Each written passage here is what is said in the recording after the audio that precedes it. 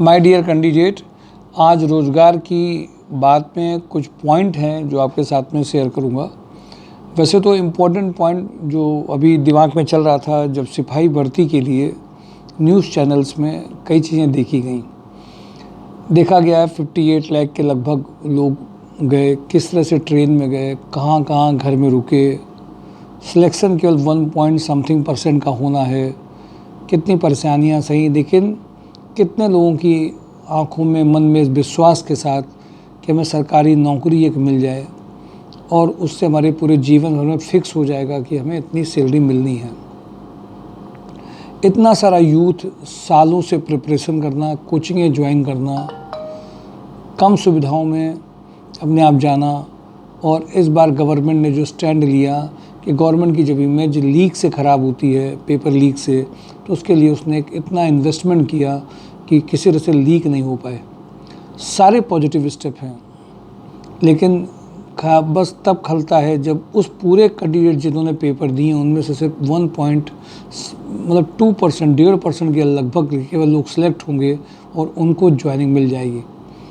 लेकिन औरों का क्या होगा?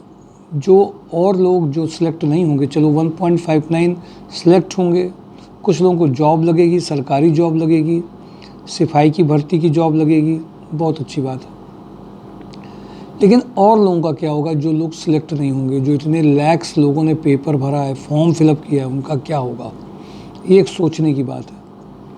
ये तो वो आंकड़े हैं जिन्होंने फॉर्म अप्लाई किया छोटी सी वैकेंसी के लिए, लेकिन कभी कभी बात ये सोचने की है कितने ऐसे घर होंगे जहाँ पर रोज़गार की बहुत ज़रूरत होगी और रोज़गार नहीं है। कभी किसी परिवार में बड़े का जॉब छूटा हुआ है प्राइवेट सेक्टर में और वो कर रहा है, और जिनको जॉब नहीं लग पा रही है वो कैसे सब कुछ चलेगा? देखिए, एक इस बात को तो मान करके चलिए कि हम सब लोगों को समाज में बड़ा परिवर्तन लाना ही पड़ेगा, सोच में खास तौर से। हम अगर गवर्नमेंट जॉब की तैयारी भी करते हैं या गवर्नमेंट किसी पोजीशन में आना चाहते हैं, उसके लिए जब आप पूरा समय देते हैं और जब हाथ में कुछ नहीं होता है, तो निश्चित रूप से मान के चलिए उस पोजीशन के बाद में आपको किसी प्राइवेट सेक्टर में जॉब मिलने की पॉसिबिलिटी और प्रोबेबिलिटी बिल्कुल कम हो जाती है।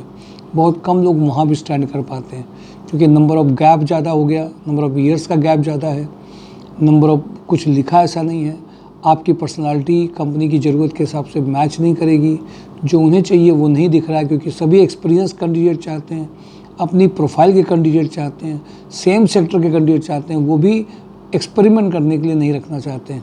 शिक्षित बेरोजगारी अपने आप में एक बहुत बड़ा मुद्दा है, बहुत बड़ा मुद्दा मुझे नज़र आता है। कि हमें तो नज़र आता है कि आप कितने बड़े बड़े मुद्दे देश में बात चलती है, हर घर में, हर परिवार में ये हो जाएगा, ये हो जाएगा, लेकिन हमें लगता है इस मुद्दे को कोई भी अपने मेन लिस्ट में नहीं बना रहा है। कुछ पॉलिटिकल पार्टी इस पॉइंट्स को उठाती हैं, बात समझ करते हैं, पर इसको समझना पड़ेगा, क्या ये केवल सरकारी तंत्र इस समस्या को ख़त्म कर पाएगा? क्या कोई भी देश का जहाँ पे इतनी बड़ी जनसंख्या होगी वहाँ पे क्या एक सरकारी तंत्र हर घर में जॉब दे पाएगा? पॉसिबिलिटी है, और वो भी सरकारी नौकरी दे पाएगा, या और किसी सिस्टम में जॉब दे पाएगा? शायद नहीं है। बहुत लोगों को अलग अलग तरीके से बहुत सारे प्रयास अपने लेवल पे करने पड़ेंगे। हर परिवार को ये सोचना पड़ेगा कि आज जो हम एजुकेशन दे रहे हैं, जो पढ़ाई हो रही है, उनको क्या मिलने वाला है? उस पढ़ाई से एक एजुकेशनल सर्टिफिकेट है, बट वो कंपनी का जो जेडी है, जो रिक्वायरमेंट है, वो उससे मैच नहीं कर रहा है। उसके लिए क्या करें?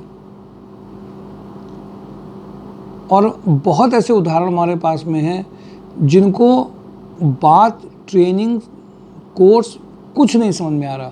उनको समझ में आ रहा है कि घर में अभी की जो प्रॉब्लम है वो अर्निंग की प्रॉब्लम है, और एक मन, ऐसा मन जिसमें अर्निंग की ज़रूरत ज़्यादा है, दिक्कतें पैसे की देख रहा है, क्या वो मन सीख पाएगा कुछ बड़ी बातें जो आज जॉब की ज़रूरत है? नहीं। इसलिए माय डियर कैंडिडेट, मैं आप सबको इसलिए बात कहूँगा, पहले जो पढ़ाई होती थी जिसमें लोग पढ़ उतना नहीं पाते थे, बट जॉब में अपने कुछ न कुछ आ जाते थे, उसके अनुभव से उन्हें कुछ और मिलता था। मुझे ऐसा लगता है कि जब वो अपने खर्चे खुद निकाल लेते थे तो आगे वो प्रयास करते रहते थे, कंपनीज उनको लेना स्टार्ट कर देती थी। आज उसी तरीके की ज़रूरत है, रिक्वायरमेंट है। और इसलिए मैं आप सबसे इस बात को कहूँगा कि जॉब की जो अपॉर्चुनिटीज़ हैं उनका नेचर समझने की ज़रूरत है, वो क्या मांग रही हैं। एक बात और समझने की ज़रूरत है, इसमें बहुत बड़ी रेंज है, बहुत बड़ी कैटेगरीज़ हैं। जॉब मार्केट का मतलब बहुत सारी profiles, technical, non technical, office job, experience, बहुत सारा कुछ है, सेक्टर वाइज है, प्रोफाइल बेस्ड है।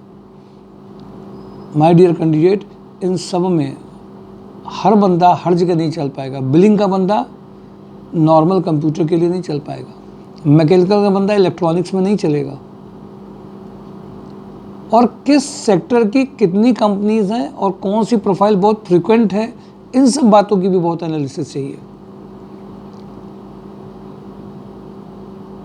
और एक बात भी समझना है, हम सब आगे बढ़ रहे हैं, बट ये भी समझना है कि हमारे पेरेंट्स, हमारी फैमिली करियर में कहीं अकेले रह ना जाए, वो छूट ना जाए।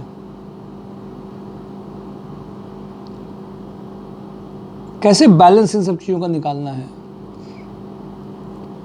मैं देख रहा हूँ बहुत सारे ऐसे कैंडिडेट मुझे मिलते हैं, बेंगलोर में जॉब कर रहे हैं, पैसा कुछ नहीं बच रहा है, और पेरेंट्स अगर यहाँ पे अकेले हैं, या कोई मुंबई में जॉब कर रहा है, यहाँ पे आया है बट उसके पास में पैसा नहीं बच रहा है। मुझे ऐसा लगता है इन सब चीज़ों को भी एड्रेस करने की ज़रूरत है। एक बैलेंस कैसे चाहिए होगा। अभी जब मैं एक न्यूज़ चैनल में देख रहा था कि वर्क फ्रॉम होम ने एक अलग कंडीशन पैदा करी है आईटी इंडस्ट्रीज़ में, कि वो कभी भी किसी भी बॉस का कोई भी कॉल आ गया, मैसेज आ गया, कॉल करो भी आ जाओ, कोई टाइमिंग आवर्स नहीं है, वर्किंग आवर्स नहीं होते हैं, कभी भी कोई कॉल कर देता है, उनकी प्रोडक्टिविटी एकदम आ जाती है, घर को समय नहीं दे पाते हैं। लगभग इतने लैक्स लोगों की जान गई है इस तरह की वर्किंग इन्वायरमेंट में। मुझे ऐसा लगता है कि थोड़ा सा इन सब चीज़ों में भी ध्यान दिया जाना चाहिए, कि जिससे कि थोड़ा सा बैलेंस भी बने, जिससे उसकी प्रोडक्टिविटी भी ज़्यादा हो। तो क्या एम्प्लॉयर और इंडस्ट्री की एंड से सुधार की ज़रूरत नहीं है? निश्चित रूप से है, और वो सुधारा जा सकता है। उसके लिए भी हम लोग क्या कर रहे हैं, इंडस्ट्रीज़ को कौन ज्ञान दे, इंडस्ट्रीज़ को कौन बताए कितने आवर्स की जॉब है, कितने घंटे करना चाहिए। 9 बजे 8 बजे फीमेल को भेजोगे तो सेफ्टी सिक्योरिटी के साथ फीमेल घर में कैसे पहुंचेंगी, उनको कौन सिखाएगा, कौन कंप्लेन करेगा, कौन इन बातों को करेगा, कौन बोलेगा। हर व्यक्ति लिखने करने में बहुत टेंशन में रहता है, अपने काम कर रहा होता है। इन बातों को भी बहुत ध्यान देने की ज़रूरत है। ऐसी 3 कंपनीज थी जिनमें टाइमिंग आवर्स 8-9 फीमेल्स का था। उनको कौन रोकने वाला है, उनकी कंप्लेंट्स कौन करेगा, वो अपने ऊपर कब ध्यान देंगे। इन सब बातों का भी कम कंसिडरेशन नहीं है। सैलरी का टाइम अगर 30 डेज़ है तो वो अगर सैलरी जो जा रही है वो 15 डेज़ की रोक के फिर जा रही, इन ऑर्गेनाइजेशन को कौन रोकेगा, इनके बारे में कौन बात करेगा। सुबह 8 बजे बुलाया, रात में 12 बजे भेजा उसकी ज़रूरत में, इसको कोई देख रहा है, एड्रेस कर पा रहा है। एक तरफा बात केवल नहीं हो सकती। खूब सारी वेलफेयर पॉलिसीज़ हैं, एम्प्लॉय वेलफेयर पॉलिसीज़ हैं, ज़मीन में उन पॉलिसीज़ का एग्जीक्यूशन कहाँ पे है। अपना सारा फ्रस्ट्रेशन कभी कभी एम्प्लॉयर एम्प्लॉइज़ में निकालते हैं, ख़राब बोलना, व्यवहार ख़राब करना। कोई है वो अगर इस सिस्टम में फंस गया, कंप्लेन करने के सिस्टम में, तो अर्निंग भूल जाएगा। कौन देखेगा इन सब चीज़ों को। हमें लग रहा है ये जो ज़मीनी बातें हैं ये तो कभी पहुंच नहीं पाती हैं। पहले होता था कि हमारी जगह पे सब लोग खुश है कि नहीं खुश है, इसके लिए कभी कभी पहले सुना करते थे कि राजा महाराजा लोग जा करके सर्वे कर लेते थे, सब खुश है कि नहीं खुश हैं। अब तो हमें लगता है कि पता ना चल जाए कि बहुत ज़्यादा खुश हैं, नहीं तो कौन इसको करेगा। मीडिया में कोई बातें किसी से भी प्रभावित होकर के कुछ भी लिख देता है, समझ जाता है, और उसको सब लोग मान भी लेते हैं। आज की जो जनरेशन है वो आज की जनरेशन दोस्तों से इन्फ्लुएंस्ड है। वो सही चीज़ को जानने के लिए एक कदम आगे बढ़ा करके समझना नहीं चाहती कि क्या डिफरेंस है। तो जनरेशन को भी सीखना पड़ेगा। किसी एक के साथ जो हुआ जरूरी नहीं 4 के साथ होगा। पहले कभी कुछ ख़राब हो गया तो हमेशा नहीं हर जगह ख़राब ही हो जाएगा। बहुत सारे बदलाव की माय डियर कैंडिडेट ज़रूरत है। पहले सोशल रिवोल्यूशनरी हो जाते थे कोई समाज की कोई समस्या होती थी उसके लिए पढ़ते थे। सरकारी तंत्र सब कुछ नहीं करेगा, सरकारी नौकरी से भी केवल काम नहीं चलेगा। हमें अपने अंदर आज की ज़रूरत के हिसाब से काम करना पड़ेगा और बहुत सारे प्रयास एक साथ करने पड़ेंगे, किसी एक के प्रयास से काम नहीं होगा। जिनको जॉब चाहिए, जो पेरेंट्स हैं, जो समाज है, उनको समझना पड़ेगा जॉब किन सिचुएशन में और किन प्रोफाइल्स में ज़्यादा है और क्या कराने का फ़ायदा है। एक अगर आपने इलेक्ट्रॉनिक्स और इलेक्ट्रिकल का डिप्लोमा करा दिया बट उसमें अगर फीमेल्स के लिए कम अपॉर्चुनिटीज़ हैं तो क्यों कराया, अब उसका कोई यूज़ नहीं होगा। इन सब बातों का भी ध्यान रख करके आगे चलना पड़ेगा। जिस जगह पे हम जॉब चाहते हैं वहाँ पे इलेक्ट्रॉनिक्स की कंपनी कितनी है, फायर एंड सेफ्टी की कितनी रिक्वायरमेंट निकल रही हैं, क्या ये सब बातें सोचने की नहीं है, एनालिसिस करने की ज़रूरत नहीं है कोर्स करने से पहले, पढ़ाई करने से पहले। बाद में उसके अंदर एक इन्फिनिटी कॉम्प्लेक्स रहता है कि हमारे पास नहीं आया। जब आप एक सेक्टर ज्वाइन करते हैं तो क्या ये देख पा रहे हैं कि इस सेक्टर में हमने ज्वाइन तो कर लिया, इस सेक्टर इस प्रोफाइल से हम अगर दूसरी जॉब में जाएंगे तो हमें फ़ायदा मिलेगा कि नहीं मिलेगा। क्या ये सब बिना सोचे कुछ हो पाएगा? शायद हम लोगों को एक प्रोग्राम हो गए हैं, ये कर लो, ये कर लो, ये कर लो, एजुकेटेड हो गए तो बहुत बड़ी कोई चीज़ हो जाएगी। माय डियर कैंडिडेट, ये फैक्ट नहीं है, ये सच नहीं है। सच को नए नज़रिए से, नए तरीके से देखना पड़ेगा और इसीलिए ये वीडियो अपलोड किए जाते हैं कि आप लोग देखिए, समझिए, जानिए, मिलिए, प्रयास करिए, अर्निंग्स में आइए और एक स्टेबल माइंड के साथ में आगे बढ़िए। आज की जो रोज़गार की बात है वो यही है। लोगों को बताइए, शेयर करिए।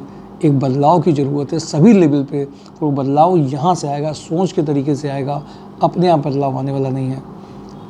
आज की रोज़गार की बात के लिए इतना ही बहुत है।